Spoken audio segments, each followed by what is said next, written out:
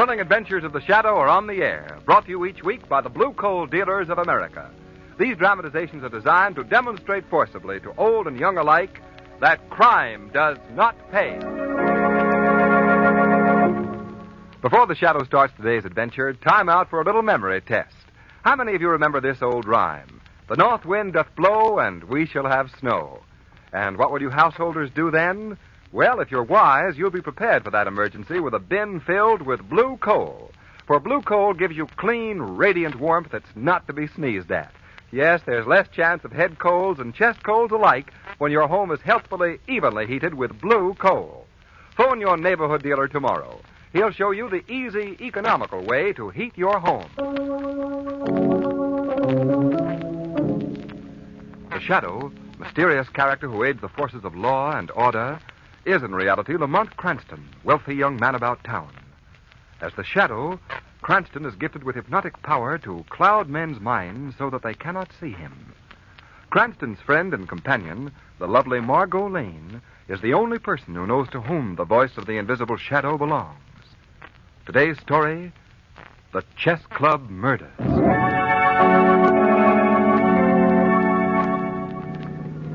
Shrevey, will you drop me off at the Black Rook Chess Club and then drive Miss Lane home? Chess Club, Miss Lane, home. Oh, sure, Miss Clancy. Well, why the hurry to get to this club, Lamont? I'm due there right now for a director's meeting, Margot. Oh, Lamont, that's the dullest thing I've ever heard of. A director's meeting at a chess club. Nothing dull about it. You see, there's quite a feud going on down there. May split the club wide open. Ooh, it sounds momentous. What's the trouble, dear? Did someone try to change the color of the squares? All right. Have your fun. Well, what else could a chess club feud be about? Well, it's a long story, Margot. Hey, Mr. Cranston, hey. Yes, Shrevey? Can you see that there new sign on the Evening Star building? Look at it. All the late news is spelled out by them moving electric lights. Yes, I've seen it, Shrevey. Yeah. Ain't science fantastical, huh? It certainly is. Oh, by the way, Margot, that innovation is the work of Raymond Packer, the publisher of the Star. Oh. He's one of my opponents in the chess club feud. He's the leader of the faction that wants Lamont, to... look. Huh? That sign is spelling out something about the chess club. What? Why, so it is. Slow down, Shrevey. Yes, sir. Judge Harold Walker, president of the Black Rook Chess Club, was just this minute found in the library of the club, murdered. Shrevey, take me to the chess club at once.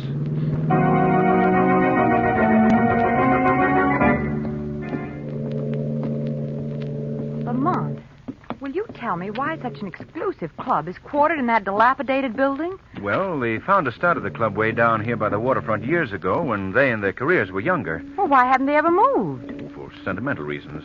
That's one of the currents of friction that started the feud. The younger element wants a new, modern clubhouse. Oh, I don't blame them. In here, Margot.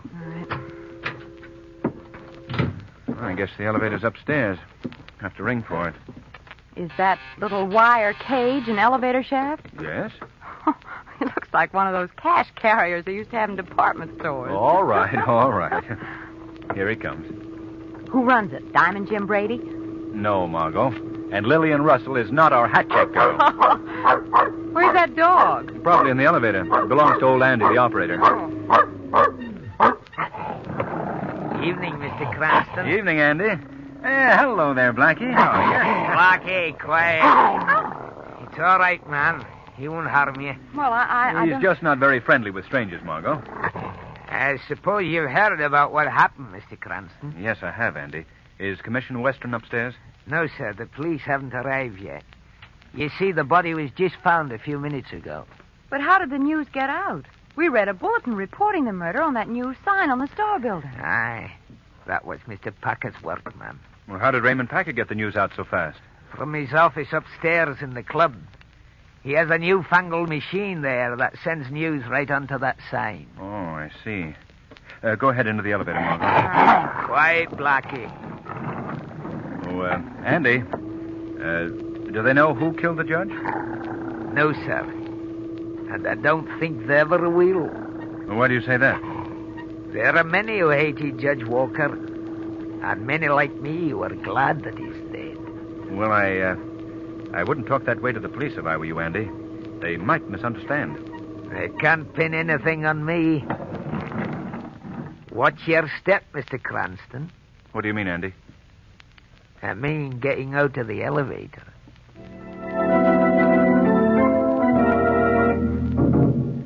Cranston. Oh, hello, Packer. You know Miss Lane? Oh, yes. How are you? Yes, how do you do?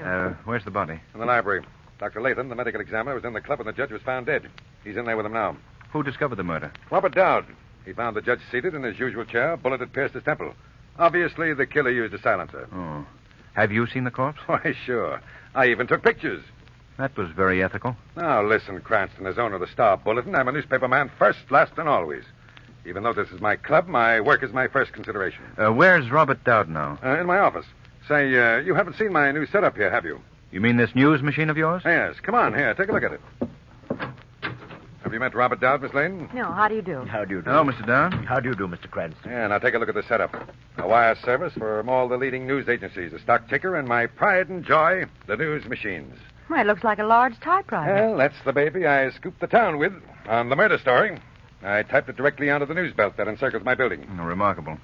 Mr. Dowd, I understand you discovered Judge Walker's body. Yes, that's right. Do you know when he was last seen alive? Yes, about an hour ago. He'd been playing chess with John Lord. Oh, I see.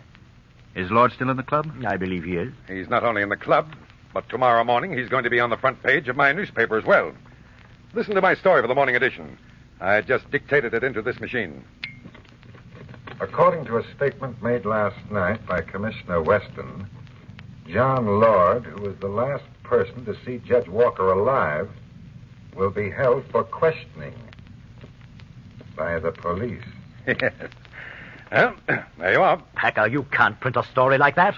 Why not, Mr. Dowd? It's unfair. The commissioner hasn't even arrived here yet. Why, everyone in this club knows that Judge Walker and John Lord cordially hated each other, even though they still met over a chessboard. Does that justify your printing an accusation like that? It's news, isn't it? Packer, are you going to crucify an old man just for an exclusive story? Listen, I'm convinced that John Lord knows all about Judge Walker's death. Excuse me. Oh, hello, Dr. Latham. Have you finished examining Judge Walker? Yes. Packer, what were you just saying about John Lord? I believe, Dr. Latham, that he's implicated in Judge Walker's death.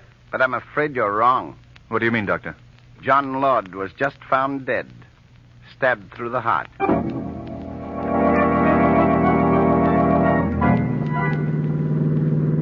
Well, that was a highly informative session, Lamont. Yes. 2 men murdered, and any one of 50 club members could have committed the crime. Make that 51, Margot. Why? What do you mean? Old Andy, the elevator man, is eligible for that list.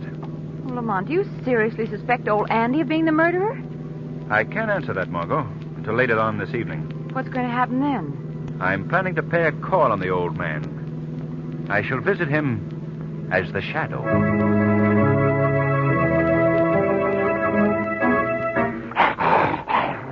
Blackie, what's the matter, boy? What is it? Why are you growling? Be quiet, Blackie. What was that?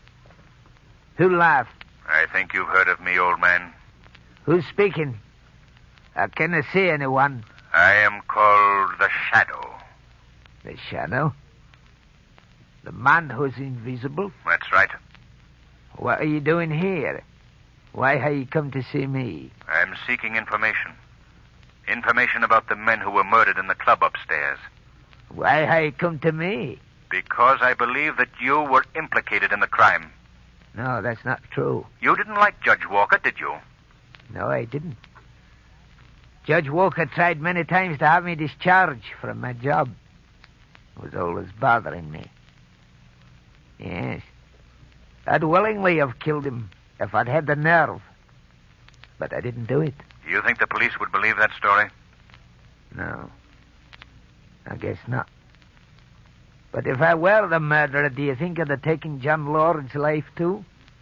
He was a fine man. A friend of mine. There's no way of proving that friendship now. Look, Mr. Shadow, if you'll only believe me, perhaps I can be of help. How? You've heard the expression, dead men tell no tales. Yes? Well, dead men do tell tales, Mr. Shadow. There's something in Judge Walker's past that proves this saying. What do you mean? I can't tell anymore. It's up to you to learn the answer. See here, old man. If you're talking in riddles just to divert suspicion from yourself, you're making a great mistake. I'm warning you right now. In due time, the murderer of Judge Walker and John Lord will be brought to justice by the Shadow.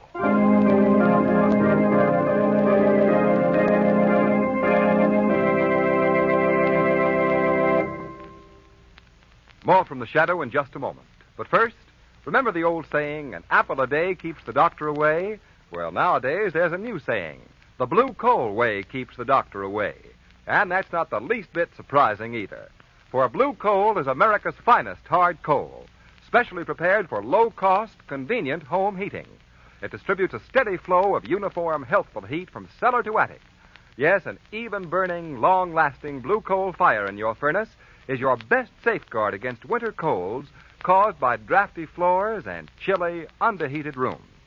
So keep the doctor away the blue coal way. And when you phone in your order, be sure to ask your dealer about a blue coal heat regulator. He'll be happy to give you a free demonstration of this efficient, modern thermostat that opens and closes dampers automatically and saves you money by saving fuel. His name is listed in the Where to Buy It section of your classified telephone directory under the words Blue Coal. Consider health, economy, and comfort. Phone your neighborhood blue coal dealer tomorrow. And now, we return to our drama.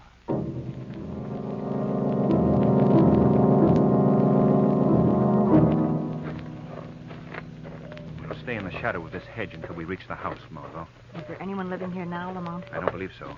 Judge Walker had no family. He lived here alone. What if there's a watchman? We'll chance that. What is it you're looking for here, Lamont? I haven't the slightest idea, Margot. This whole thing may be a wild goose chase. Well, then we're here because old Andy remarked that you should look for something in Judge Walker's past. Exactly. And that's quite an assignment, believe me. Well, Lamont, do you know anything about the house? Well, yes, I've been here several times. I'm looking for the judge's study. That's where he kept all his private papers. But if you don't... Shh, quiet, Margot. What's wrong? Look, inside the room. There's someone there. See the beams of a flashlight? Yes. You'd better wait out here, Margot. I'm going inside and confront our fellow marauder as the Shadow.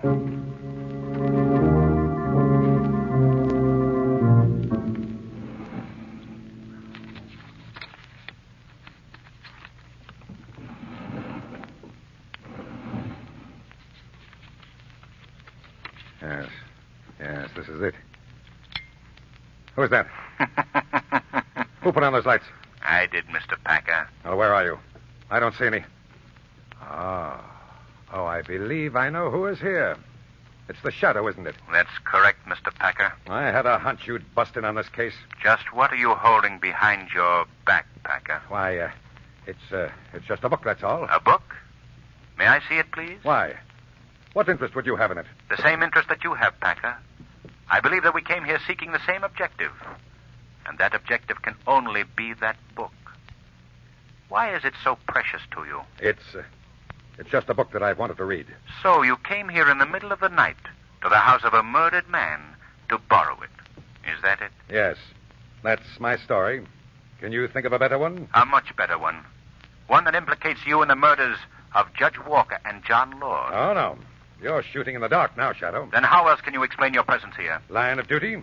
I'm a newspaper man, you know. Yes, and I also know that you'd stop at nothing to manufacture a good story, even murder. You'd have a tough job proving that. Yes, but perhaps possessing that book would help. Now, wait a minute. You can't have that. But I do have it, Mr. Packer, and I intend to keep it.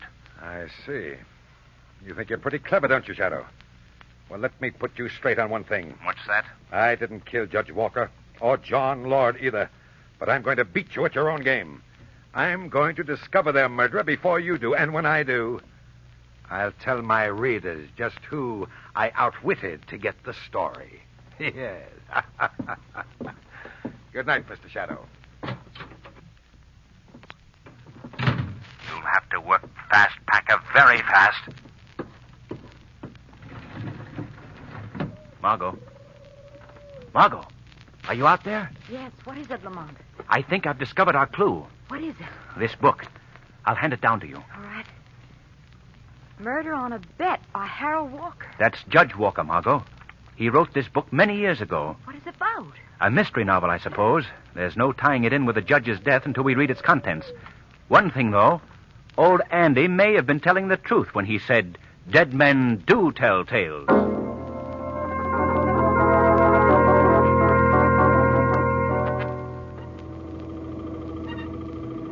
Andy, is Mr. Packer in his office? Aye, he's busy working. Here we are. Thank you, Andy. Good evening, Mr. Cranston. Oh, good evening, Dr. Latham. Looking for a game? No, thanks. I'm here to see Raymond Packer. Oh, he's in his office. I heard him talking into the dictaphone a while back. Oh? Anything turn up on the murders, Doctor? Has the commissioner discovered any clues? No, I'm afraid not. You know, as medical examiner, I've been on many murder cases, and usually the killer makes one mistake that gives him away.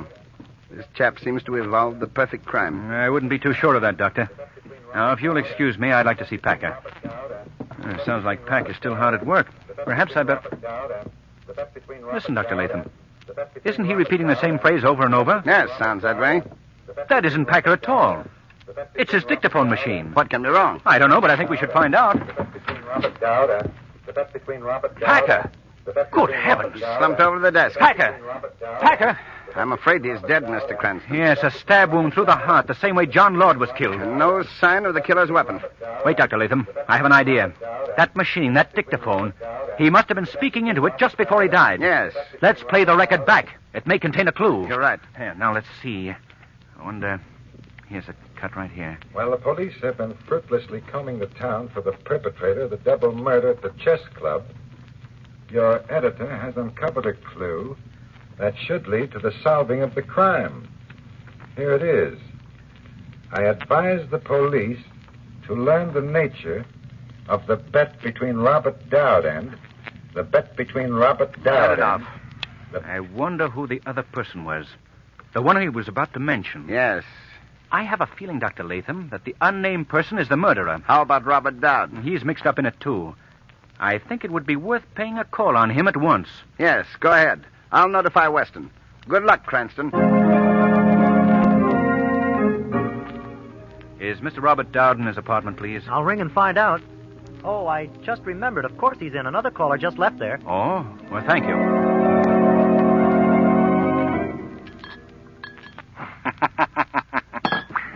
Careful of your glass, Mr. Dowd. Who's there? I see no one. Who are you? I believe you might know me as the Shadow. The Shadow. Yes. Yes, I know you. At least by reputation. Then you know that I'm here to learn about the double murder at the chess club. Why do you visit me? Because you have been a party to those murders. You're crazy. Perhaps I should remind you of a certain bet that you made. Does that refresh your memory? Does it? No. A bet that employed human lives as its stake? I have proof of this cold-blooded wager, Mr. Dowd. I don't know what you're talking about. Oh, I see. You've been warned to remain silent. Perhaps by the caller who was just here. I had no caller. You're lying. Those 2 drinks on your desk. Your visitor's cigarette is still smoldering. This visitor was the man you made the wager with, wasn't he? I'm not going to say a thing. I'd advise you to change your mind on that score. Because you yourself may be the next victim. You're just guessing. You don't know what you're saying. I'll prove to you that I do. You made a bet with this person that he couldn't get away with murder. This plan of murder that your friend followed was taken from a book that was written years ago by Judge Walker. A book called Murder on a Bet. So far, he's followed the storyline exactly. You didn't know this, did you? No. Well, for your information, Robert Dowd, the next chapter in this bloody volume is one not yet reenacted, but it deals with the killing of the man who wagered with the murderer. Now, will you admit that you made this bet? Yes, I did make it. But when I made it, I never thought that he was serious. I thought it was a joke. Believe me, Then when the killing was started, I was afraid to tell the police. I was afraid that I would be... Dowd, what's the matter? My breath. I can't get my breath. That drink of yours. Something's been put into it. Yes, Yes, that must be it. Your caller did that to silence you, Mr. Dowd, just as I said he would. I can't breathe. Who was this caller, Dowd? Tell me who the murderer is. All right. All right. He... Yes, yes? Dowd. Dowd. He's dead.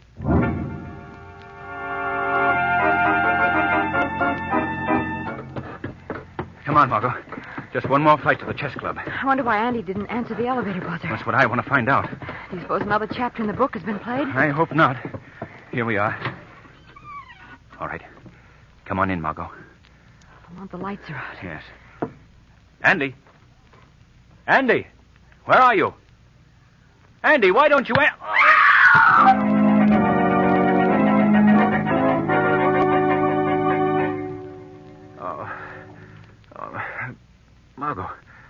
Margot, what happened? I don't know. Say, what's that? Yeah. Someone's just thrown a very bright light in her eyes. But who's holding the flashlight? I can't see beyond the beam of light. Oh, wait a minute, Margot. There's a hand reaching out into the light. Yes. It's holding out a piece of paper. Why, I believe we're supposed to take it. Is that right?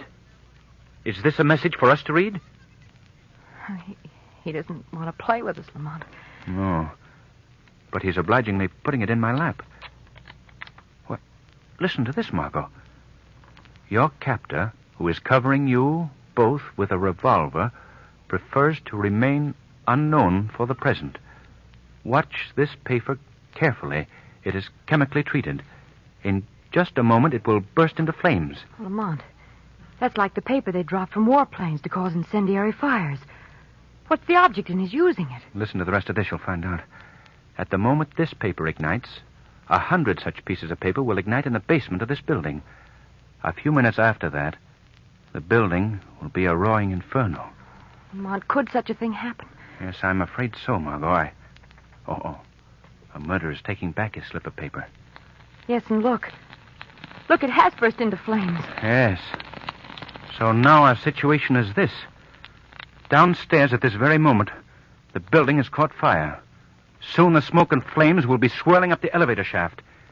And we are being held in Raymond Packer's office by a person who is not only our captor, but the perpetrator of the chess club murders. Isn't that right, murderer? Oh, won't you at least speak to us? Oh, I see. 1 tap is no, 2 taps yes. Is that right? Well, tell me, murderer, you are the man who bet you could get away with murder, aren't you? You wagered with Robert Dowd that no one could catch you if you decided to kill, right? You followed the pattern of Judge Walker's book, which, ironically enough, made him the first victim, and then you killed the others in the same pattern. Who is he, Lamont? Do you know? Yes, I believe I do. I believe that the murderer is Dr. Latham. Excellent deduction, Mr. Cranston. Excellent. But you made your discovery too late. Lamont, do you smell the smoke? Yes. Fire's coming up the shaft. The flames will soon reach this room. Your time is growing very short. I see, Dr. Latham, that you have even chosen to reenact the final chapter. The killer's taking his own life in a burning building. That's right. Lamont, the smoke is choking me. What are you writing on that typewriter, Cranston? Just my ABCs, Doctor. Nervous habit of mine whenever I'm in a tight spot. Well, stop it. Oh, now, Doctor, you wouldn't begrudge a man who's about to die a little pleasure, would you? Stop it, I say. Oh, very well. That's better. Now, how did you discover my identity, Cranston? Well, old Andy gave me the first clue. He told me of overhearing a discussion of the book Murder on a Bet between you and Judge Walker. I see. That was very careless of me. But old Andy has paid for his revelation. What do you mean? It was necessary for me to kill him, too. Oh, you're mad, Doctor, mad. I was just following the plan of the book. And that's why you took Robert Dowd's life, too, eh? Yes, Dowd was a very timid man. I was afraid he might welch on our wager. Oh, Lamont, the smoke. You haven't much longer to suffer, young lady. Soon we shall all be wrapped in flames. You might be mistaken about that, Dr. Latham. How? You recall telling me here earlier this evening that a killer usually makes one mistake? Yes, but I haven't. You're wrong, Dr. Latham. What do you mean? You have made a mistake. A very simple mistake. As simple as ABC. What are you talking about? I'm referring to the ABCs that I wrote on this machine that you thought was a typewriter. But in reality, it's Raymond Packer's news machine. No. Yes. And your guild has been read by thousands of people on that sign on the Star Building. Why, you... And now I'll take that gun, Doctor. There we are. You think you've tricked me, don't you? You think you've gained the upper hand? I do. Listen. You hear those sirens? Help will soon be here, Dr. Latham. They won't get me. They won't get me, do you hear? Lamont, what's he doing? Come back, Dr. Latham. Come back. He's going out the window. Lamont!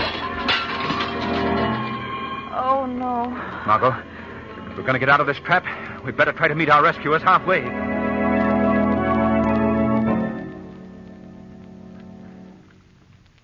Lamont, to think that all those things could happen at a chess club. I always told you, didn't I, that it was a very exciting game? Exciting? It's a killer.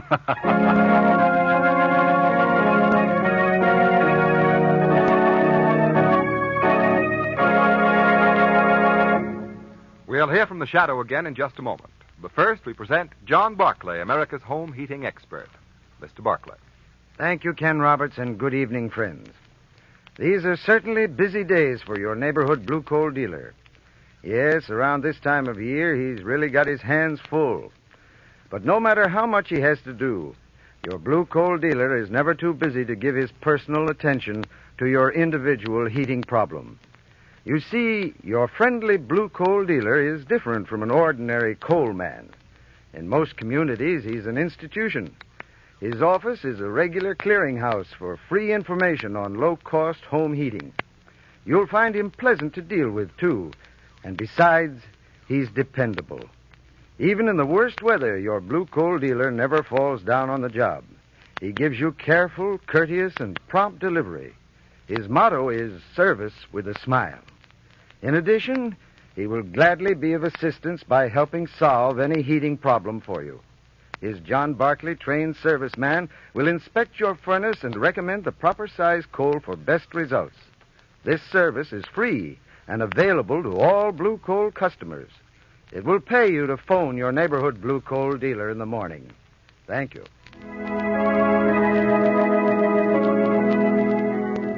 Today's program is based on a story copyrighted by the Shadow magazine.